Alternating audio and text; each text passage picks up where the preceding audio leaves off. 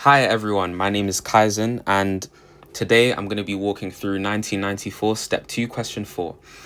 So question 4 says, by considering the area of the region defined in terms of Cartesian coordinates x, y, by, and then we have this set here. Oh, let me just get the pen. Okay, we want to show that this integral is equal to that. So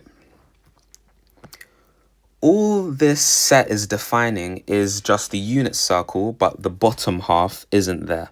It isn't included, all right? And that's simply because of this condition here, that y is greater than or equal to 0. Okay, so x squared plus y squared is less than or equal to 1. We consider when x squared plus y squared is equal to 1, which means y is equal to plus or minus the square root of 1 minus x squared. But since y is greater than or equal to 0, we're going to only take the positive square root for our integrand. So this is a typical substitution. You can find this in A level. But a good way, if you didn't know and you were sitting this step paper and you didn't know, oh, what substitution was I meant to make, you could have a look at the answer here, and the sine inverse of c kind of gives away a clue. So I'm going to say let x equal sine theta. Okay, so when x equals 0, theta also equals 0. And when x equals c, theta will be equal to sine inverse of c. Okay, that's because this implies that sine inverse of x equals theta. Okay, and then if I plug c in there, that's how I get that other limit. So this is going to become the integral from 0 to sine inverse of c square root 1 minus, and remember we made x equals sine theta, so this is going to be sine squared theta. But then we need to find our dx in terms of d theta, right? So if x equals sine theta, that means dx is equal to cos theta d theta, since the derivative of sine is cosine. So it's going to be multiplied by cos theta d theta. Okay, really typical stuff here. Oh no, frozen. Here we go, we're back. So recall that sine squared theta plus, oh dear, why is it doing that? Cos squared theta is congruent to 1, which means cos squared theta 1 minus sine squared theta. So this is going to be 1 minus sine squared theta cos theta d theta. Oh, sorry, integral. So this is just going to be the integral from 0 sine inverse of c cos squared theta d theta. Okay? Now, cos squared theta, we can write that as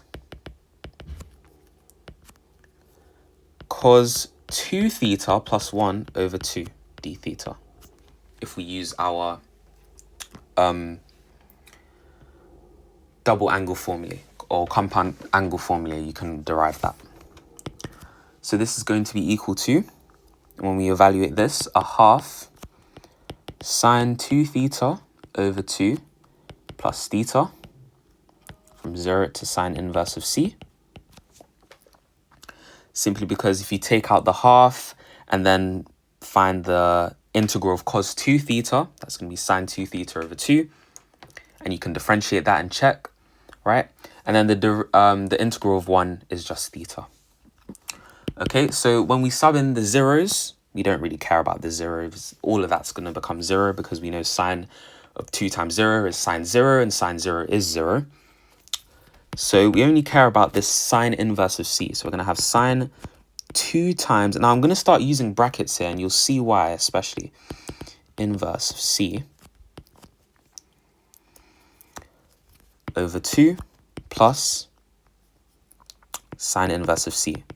Now, this is already looking promising because if we go back over here, we already have this plus sine inverse of c. And we have a half on the outside, which is great. Okay? So now I have this 2 sine inverse of c. Now, I am looking at the answer here. I'm looking at the show that, and it doesn't have this 2.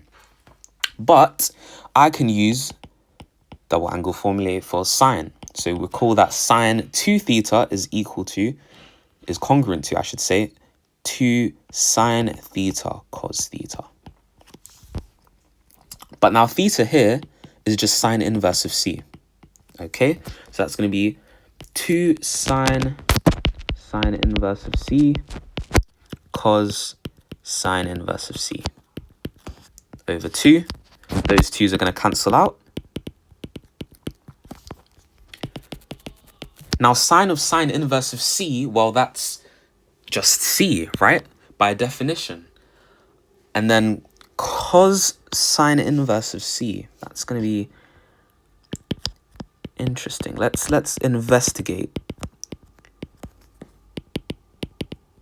cos sine inverse of c. So if we draw our right angle triangle here, it's probably a pretty terrible right angle triangle.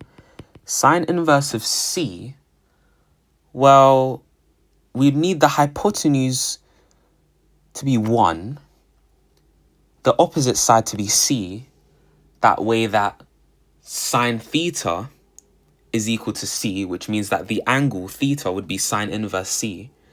So that means the adjacent would have to be the square root of 1 minus c squared, which is 1 minus c squared to the power of a half. And that means that cos sine inverse of c, well, remember, cos theta is equal to the adjacent over the hypotenuse. That's going to be the square root of 1 minus c squared divided by the hypotenuse, which is just 1. Okay, so this gives us a half c times 1 minus c squared to the 1/2 plus sine inverse of c. Okay, and that is the first part done. Okay, let's move on. Show that the area of the region defined by that set there is equal to... Okay, so this one's a little bit more tricky, but we can still use ideas that were used in the previous part of the question. Oh, I did not mean to do that. Okay, let's start.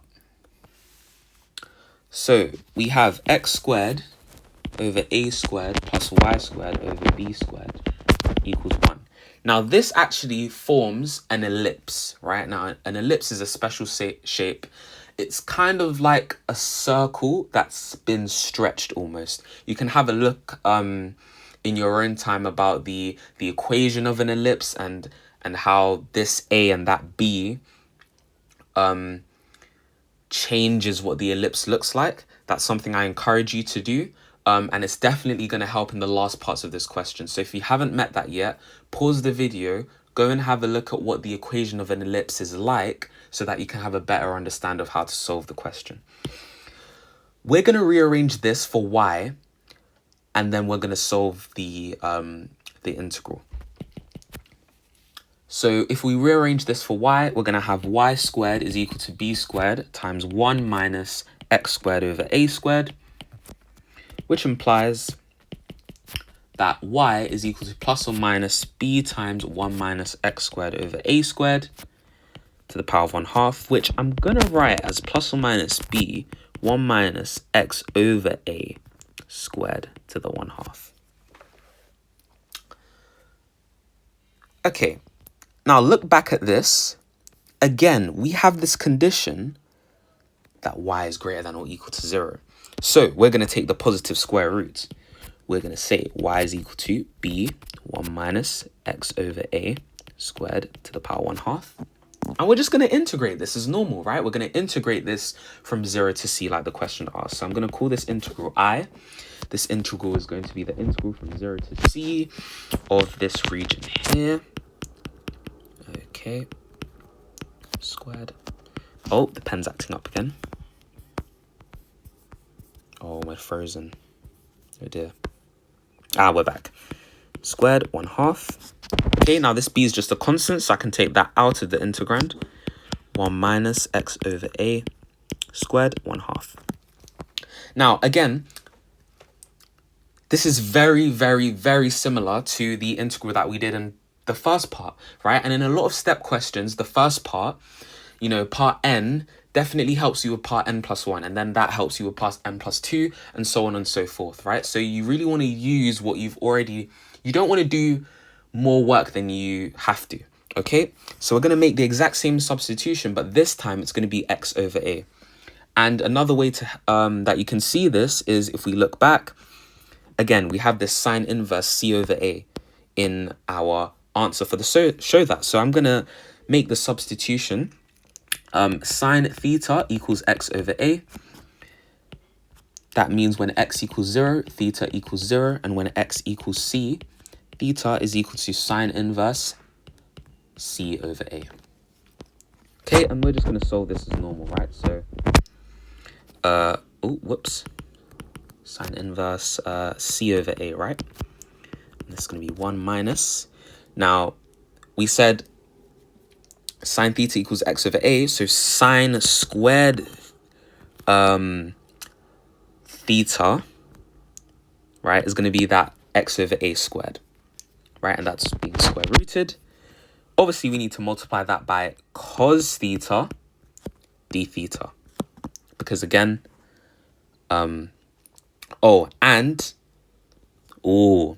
here's where I almost made a mistake. A sine theta is equal to x, right?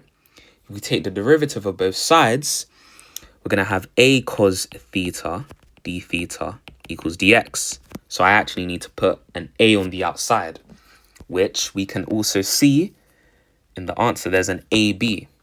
All right. Perfect. So let's solve this. AB times the integral 0 sine inverse c over a, right? Using the same thing that we did last time, that sine squared theta plus cos squared theta is congruent to 1. This is just going to become cos squared theta when we simplify it all out. And again, same thing here. Of cos 2 theta plus 1 over 2 d theta. So you're going to end up with AB over 2 sine 2 theta over 2 plus theta from 0 to sine inverse of c over a. AB over 2 sine inverse of c over a over 2 plus sine inverse c over a. I'm not going to evaluate when it's 0 because that whole thing just becomes 0. So this is going to be AB over 2. Again, we're going to use the same double angle formula that we used last time, right? So we're going to have sine. So this is going to be 2 sine inverse c over a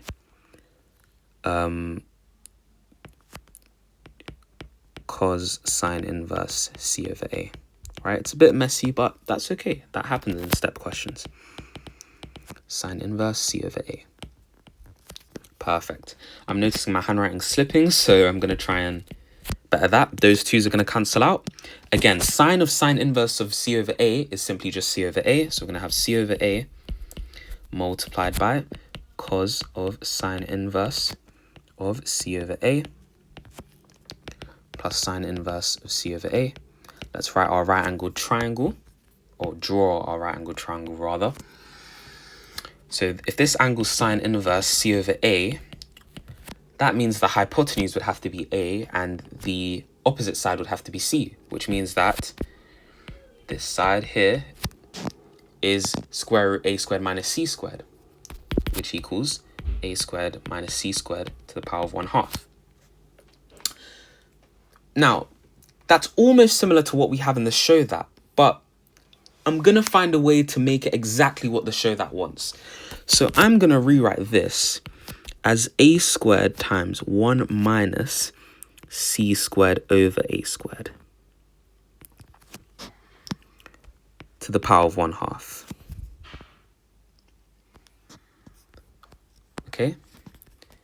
Which is a times 1 minus c squared over a squared to the power of 1/2. Now, cos sine inverse c over a, again, the adjacent over the opposite hypotenuse, the adjacent is going to be what we have here, a 1 minus c squared over a squared, 1/2, over the hypotenuse, which is just a, cancel, oh, hey ho, cherry-o. You get this. So, put that back in, ab over 2, c over a, multiplied by what we just got, which was 1 minus c squared over a squared to the 1/2 plus sine inverse c over a. Perfect. Yeah, nothing much there. Moving on to the last part. So this part is a little bit tricky, and this is where a geometric interpretation really, really helps with this question, okay?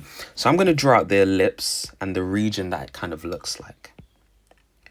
So essentially, you have these two ellipses. Now, apologies for the terrible diagram. In fact, let me try and make this a bit better for you all, because this diagram is going to be very helpful. Okay, so an ellipse kind of looks a little bit like this. It's kind of an oval shape. Okay, this is much better. So if you looked into the equation for an ellipse, let's just recall the sets that we have, okay? So I'm just going to write them out here. X squared over a squared.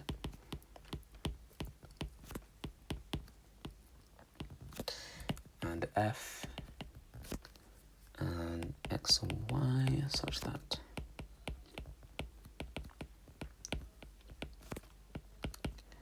okay, so we have these sets, and we have this very important condition that a is greater than or equal to b, and they're both positive, right? So that means this here is minus a, this is a, and this set is f. This set is E, and this one's F. It's going to be A, this is going to be minus A, it's going to be minus B, it's going to be B. Now, what we're after is this region here.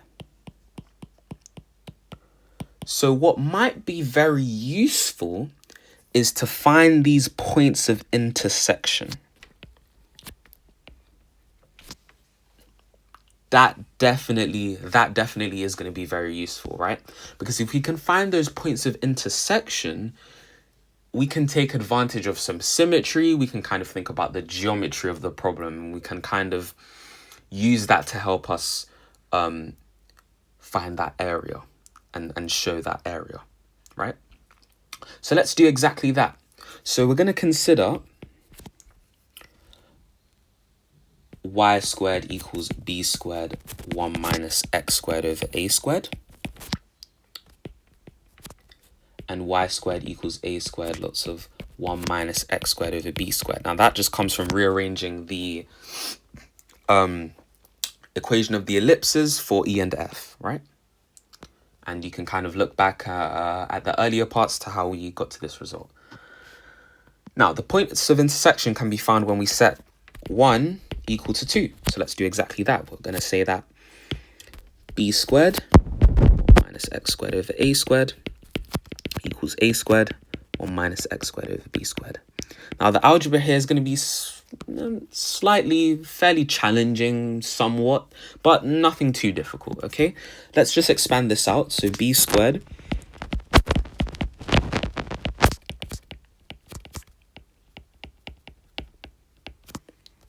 And then let's multiply by a squared times b squared. Okay, so we're going to have b to the 4 times a squared minus b to the 4 x squared equals a to the 4 b squared minus a to the 4 x squared. Now, if we rearrange this and start collecting some like terms here, you end up with this equation, which implies that x squared is equal to a squared b squared. That's just me factorizing this expression here, a squared minus b squared. Now, you might be spotting, oh, that's a difference of 2 squares. Yes, it is a difference of 2 squares. But I'm not going to fiddle about with that, and you'll see exactly why in a second, because you might also notice that this is a difference of 2 squares. So this simplifies really nicely.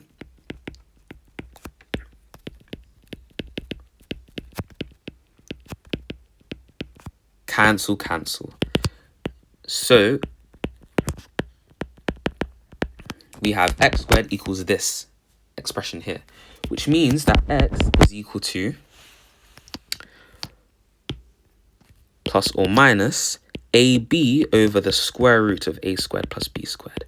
And that makes complete and total sense if we look back at our diagram, right? Because we're going to have a positive x here and a negative x here. Okay. Now, what about y squared? What about the y coordinates? Well, we can also find the y coordinates quite quickly, actually. So let's just sub it back into one of the equations. A squared b squared over a squared plus b squared.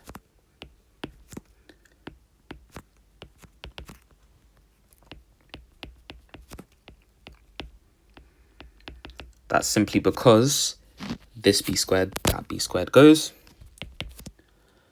So this actually, if you do the simplification, comes out to exactly the same thing. And then we get y is plus or minus that. So now, that's very interesting. That's very interesting because that means that the x and y coordinates are going to be like this. We're going to have ab over square root a squared plus b squared minus ab square root a squared plus b squared. For this coordinate here, this one's going to be when they're both positive.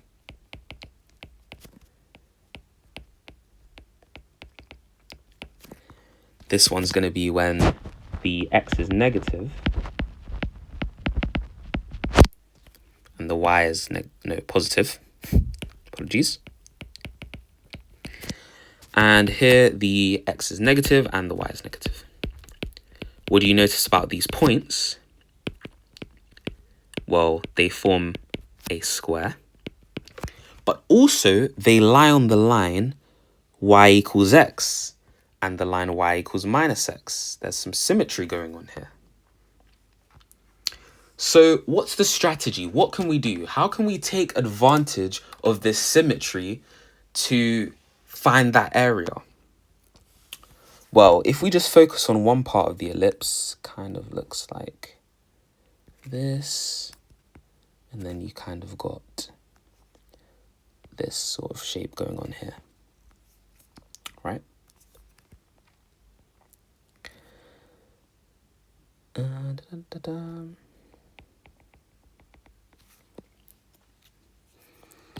AB over square root a squared plus b squared. AB over square root a squared plus b squared. Now, if we find this area here, right, which is this kind of, let me switch to a different color so it's a bit more obvious. Actually, you know what?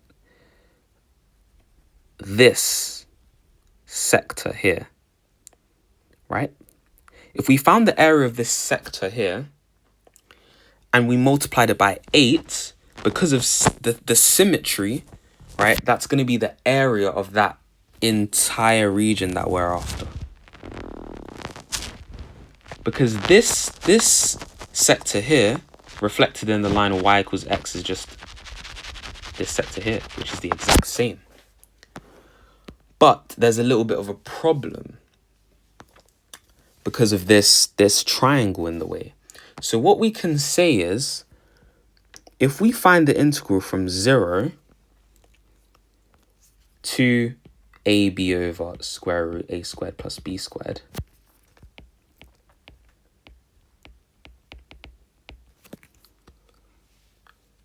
of the ellipse, well, this one was E, right? Now E had the equation b 1 minus x squared over a squared. And then we take that away from the area formed by the line y equals x, we get the area of this sector here. Isn't that amazing? So that's exactly what we're going to do, and let's see what we get. So this is going to become, I'm going to break up this integral.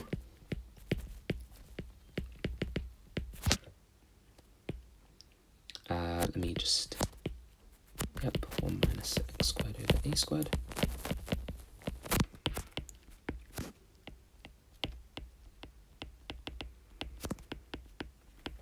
Right. So this is going to become, now we've already evaluated this integral for different bounds before, so I'm going to use that. ab over 2 times ab over square root a squared plus b squared over a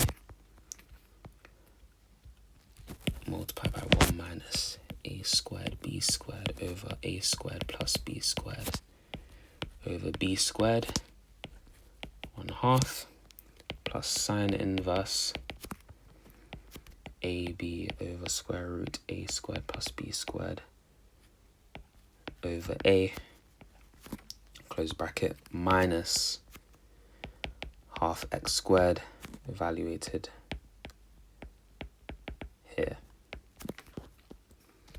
So let's do some simplification. ab over 2. I see that those a's cancel out. So this is going to give me b over square root a squared plus b squared. I see that these b squareds cancel out. And then I also see that I can write, in fact, let me do that afterwards. Let's not skip steps. This is going to be b over square root a squared plus b squared. Minus, now this is going to be a squared b squared over 2 lots of a squared plus b squared, because we have that half there. Integrate. Okay. So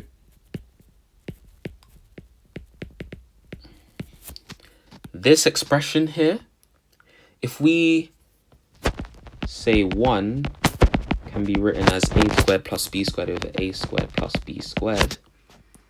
Okay, that goes. And then we have that to the power 1/2.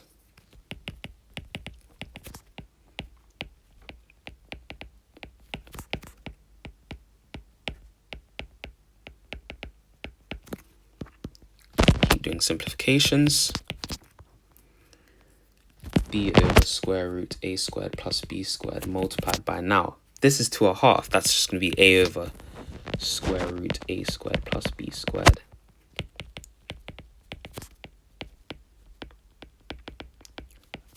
minus a squared b squared over 2 a squared plus b squared. This is simply going to be a times b over a squared plus b squared.